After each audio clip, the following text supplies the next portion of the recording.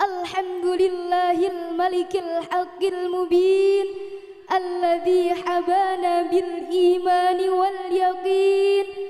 Allahumma salli ala sayyidina Muhammad khatamil anbiya'i wal mursalin wa ala alihi at-tayyibin wa ashabihil akhyari ajma'in wa man tabi'ahum bi ihsani ila yaumiddin. Amma ba'd. Hadratal mukarramin, para alim ulama yang kami taati, yang terhormat segenap pengasuh pondok pesantren Nurul Quran yang kami hormati, segenap duriah pondok pesantren Nurul Quran, serta dewan juri yang arif dan bijaksana, dan tak lupa kepada santriwan dan santriwati yang berbahagia. Mengutip perkataan dari Wakil Presiden Bapak Kiai Haji Ma'ruf Amin, bahwa santri haruslah berperan untuk menjaga perbedaan politik agar tidak menimbulkan konflik di masyarakat.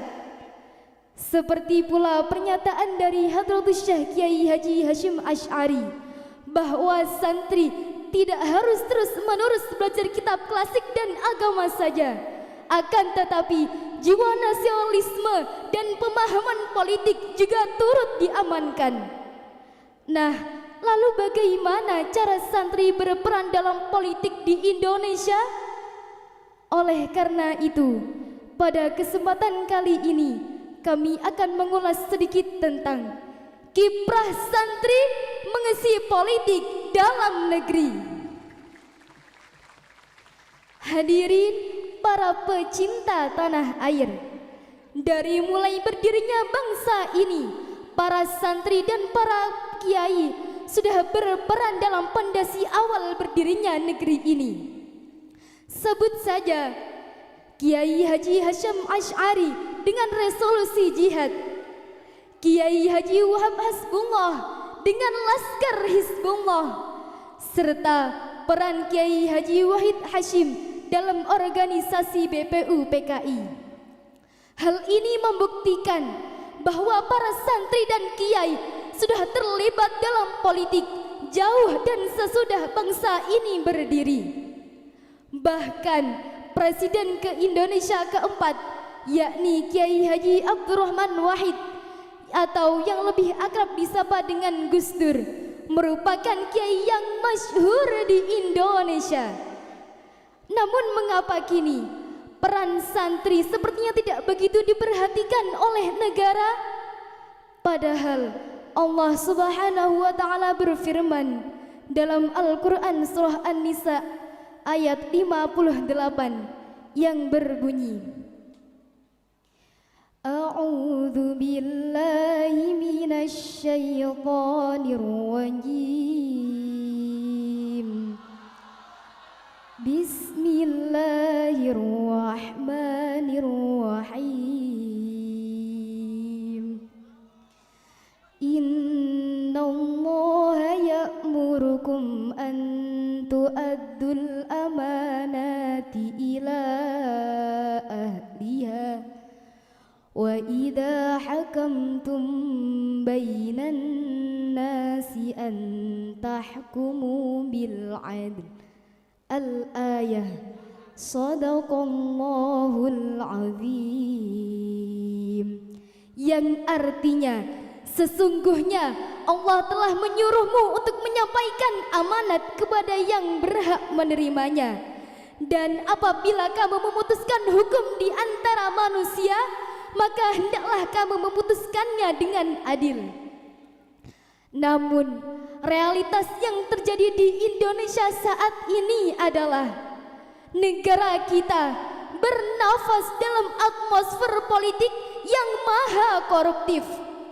Uang rakyat dikorupsi, uang negara dikorupsi, gayanya saja pakai dasi sana sini. Akan tetapi ketika rapat membahas nasib rakyat, malah ngerok terbang di alam mimpi.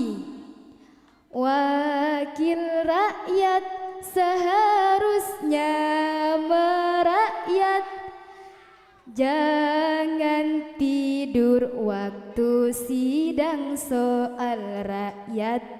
Astaghfirullah.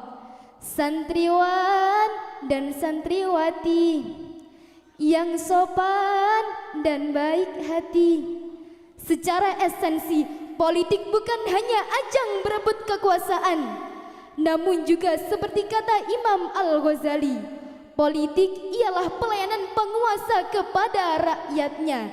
Lebih singkatnya yakni amar ma'ruf nahi mungkar. Kembali dalam Quran surah An-Nisa ayat 58, yakni kata bil adl, bukan hanya amar ma'ruf namun juga amal ma'ruf. Bukan hanya sibuk membesarkan perutnya dengan uang korupsi, namun juga memikirkan rakyatnya yang 3 hari tidak makan nasi. Apalagi dalam waktu dekat-dekat ini Indonesia akan menghadapi hajatan nasional, yakni pemilu serentak di tahun 2024. Inilah ujian maha berat atas eksistensi demokrasi kita yang sedang dipertaruhkan di tengah kompleksitas bangsa. Disinilah para santri yang paham akan politik yang didasari ilmu, yang didasari iman dibutuhkan. Santri haruslah mempunyai jiwa nasionalisme dan cinta tanah air yang tinggi, sehingga dengan didasari ilmu, dengan didasari iman dan cinta tanah air yang tinggi itulah Indonesia tidak akan pernah salah memilih pemimpin, sehingga tidak hanya memilih berdasarkan banyaknya suapan yang berkodok sumbangan, namun juga memilih dengan memikirkan Indonesia di masa depan.